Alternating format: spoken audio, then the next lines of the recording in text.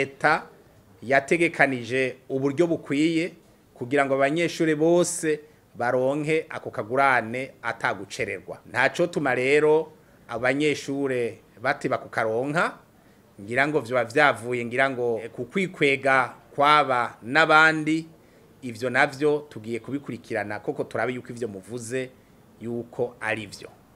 Ariko rero nagomba ngaruke ku vyadushikiye turi mu ntara ya Bubanza mu mwaka uheze, aho hari umuvyeyi yatakamvye avuga yuko ngo twimye akagurane umwana wiwe, ariko dusanga ni umwana w'ikigaba yase gusinya kontra yako yayo mahera, hanyuma leta nayivuga iti wase gusinya kontra ayo mahera tayo tuguha.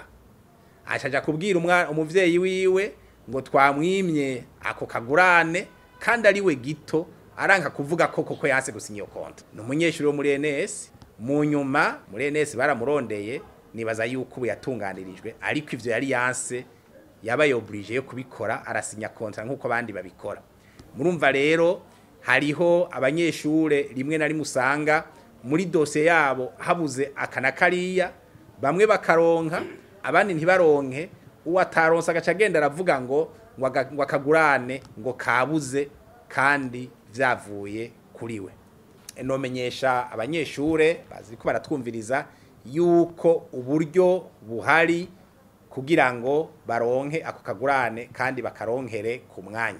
Tugasaba uba afise ikibazo iki canke kiriya kwitura indongozi zizo kaminuza kugira ngo izo ndongozi nazo zice zibitumenyesha.